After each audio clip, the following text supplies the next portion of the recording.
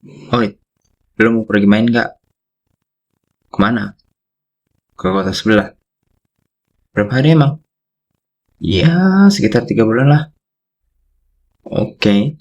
Kapan emang? Sekarang? Hah? Lu gila ya? Lu kira gue harus pergi kayak gitu? Gue tinggal bawa badan. Lu kira gue gak pernah nyiapin baju? Tujuan wisatanya? Oke guys, kalian pasti suka banget liburan kan? Ya iyalah, siapa juga yang gak suka? Tapi BTW, kalian tim yang prepare sebelum jalan atau yang dadakan nih? Loh, tapi kan kalau mendadak pasti jalan.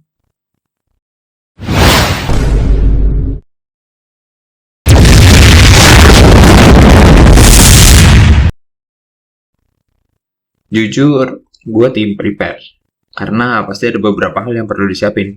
Kayak baju, tujuan wisatanya, terus emang yang gawe bisa cuti hari ha guys. Tapi seandainya gue diajak mendadak pun, gue fine-fine aja sih. Selama gue nganggur. Jadi suatu hari, gue sama keluarga gue kumpul di rumah orang tua gue. Dan tiba-tiba ke gue yang nomor 2 usul nih. Kan hari ini libur sampai lusa. Gimana kalau kita pergi berangkat siang, jadi kita udah sampai kota sebelah sebelum gelap. Oh iya, BTW biar kalian paham, jadi gue itu 3 bersaudara ya. Ke gue yang pertama itu cowok dan yang kedua itu cewek. Dan ya, gue anak terakhir. Gue kadang mikir sih, ini kan udah ideal ya. Satu cewek, satu cowok. Apa gue bocor kali ya? Awah, gue kira itu bercanda awalnya. Karena kita nggak ada persiapan sama sekali. Sampai tiba-tiba, loh, kok kamu masih santai sih? Gimana ini? Kamu ikut gak sih? Kemana? Lah, kan tadi kita mau jalan. Di situ gua shock dan jir, beneran jadi pergi. Ya iyalah, sana cepat siap-siap. Di situ gua langsung siapin baju gua dan gua nggak mandi. Ya, gua nggak mandi dari pagi, woi. Akhirnya kita bagi tim berdasarkan kendaraan. Yang mana tim satu isinya kakak pertama gua dengan istri dan 2 anaknya. Dan gue bareng kakak kedua gue sama suaminya dan satu anaknya sama ayah gue. Ibu lu kemana? Ibu gue katanya ada acara sama temennya besok, jadi dia nggak ikut.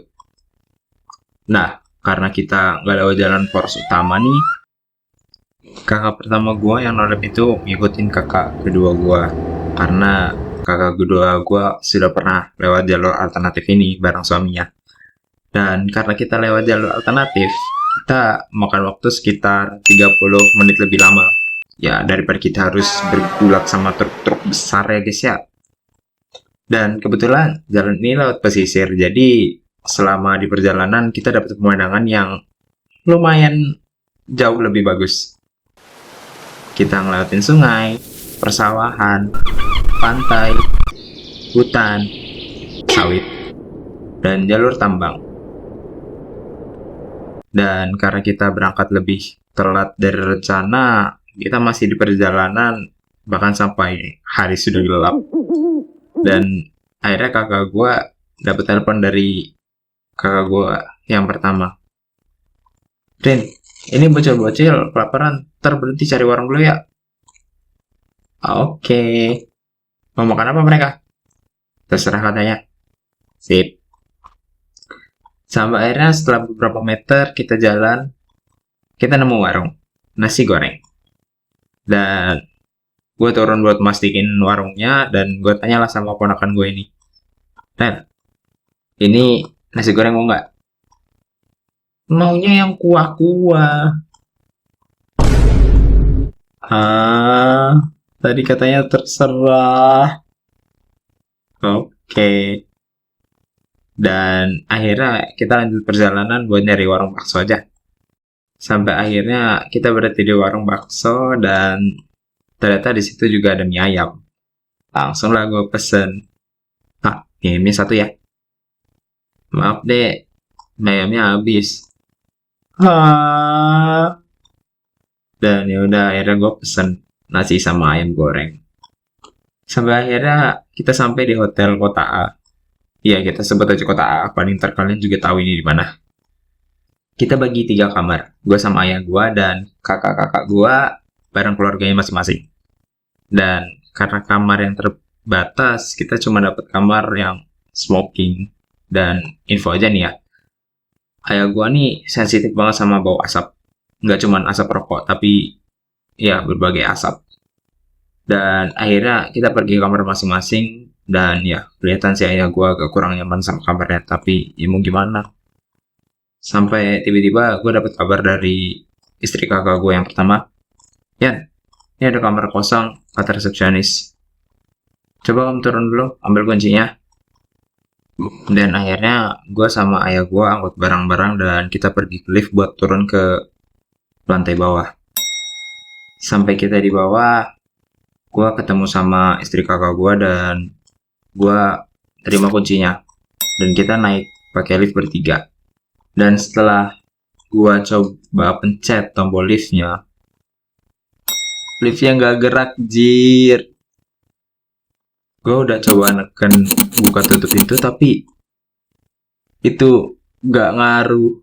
Malah tiba-tiba setelah gue coba tekan beberapa kali, listriknya mati, woi.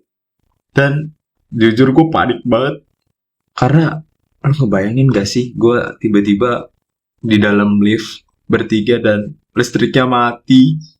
Gue ngebayangin kayak di film-film apa gue bakal kejebak di lift ini ya. Dan tiba-tiba untungnya pintunya kebuka. Dan di situ gue nggak berani lagi masuk ke lift itu. Gue langsung keluar dan gue tanya sama resepsionisnya, "Misi kak, liftnya nggak bisa ya?" Terus resepsionisnya bilang, "Oh maaf kak, boleh pinjam kartunya?" Dan gue kasih lah itu kartunya. Dan setelah beberapa menit, kakaknya bilang, "Mari kak, saya antar ke atas."